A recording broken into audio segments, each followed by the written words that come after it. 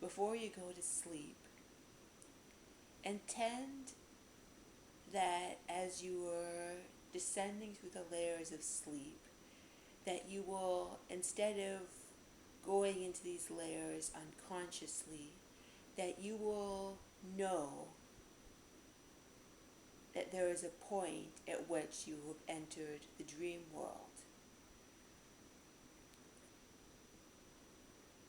It might be a little bit different for everyone, but it is pretty much the same for most people.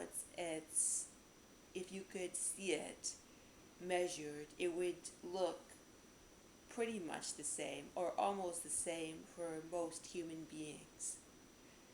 So as you go to sleep, you could say something to the effect of, I am conscious that I am dreaming. I am conscious that I am dreaming. I am conscious that I am dreaming. And just as you go past this point, and you can attend that beforehand, because you may not be aware as your consciousness goes past this point, at least at first. Intend that as you pass this point, that your consciousness will open. You will have and it's also important when you're going through this process to have a sense of safety. So always be intend that I am safe as I dream. I am safe as I dream. But as you go into the dream world, intend that everything becomes brighter. Everything becomes brighter with this sort of sheen of awareness.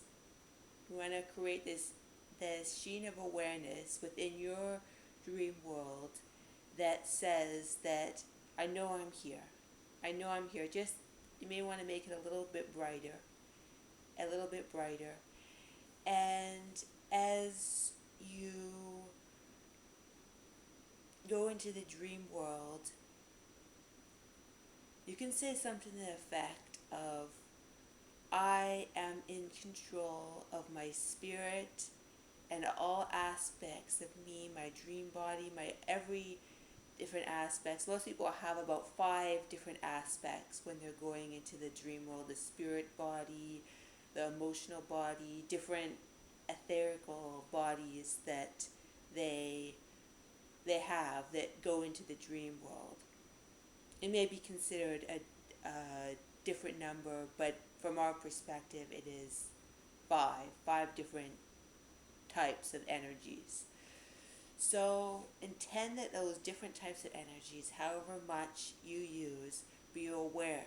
Be aware, and also that instead of letting it take you away into the dream world, intend that you are 20% in control. 15 to 20% would be appropriate for most people watching this, and just have that sort of skim on top of your consciousness. Be slightly directing things. Be slightly directing things at a level that is comfortable for you. And as you begin to direct your dreams, you will do this for about three nights. 3 nights, and you will, at that point, most humans will begin to feel a sense of empowerment. Something will shift. Something will shift within them, and they will feel a sense of empowerment over their own life. Because most humans have, an extreme amount of disempowerment in their life, which makes up the 3D world, the collective consciousness or of the 3D world. But as you begin to control the dream world, you will bring into this. Then what you can do after the 3rd night of doing this, and about the 4th, 5th, 6th, 7th night, say, I intend that I this, bridge this energy from the dream world into my reality, the time space reality of this 3D world. So on the fourth, fifth, and sixth, and seventh night, you will begin to connect those worlds together, and the energy of the dream world, of having that slight control of it, just directing it, will will happen in this world. And you may begin to even notice, and this is what has happened to a lot of people who have done practices such as this, they start to notice that some of the things in their dream world will show up in their their waking world, their so-called waking world. And so you continue to do this, and at about maybe the 11th, 12th, 13th, 14th night,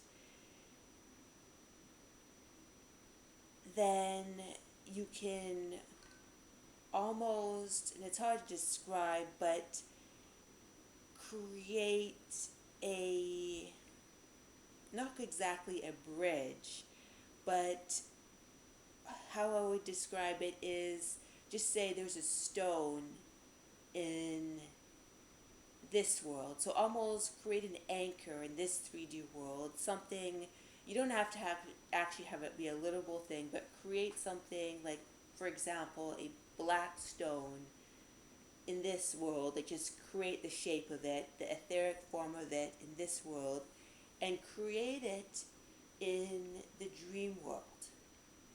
Like as you're going in, I intend that the black stone, an anchor in the dream world, will also be in my dream world as well as this 3D world. And you want to sort of create this, whatever this object is.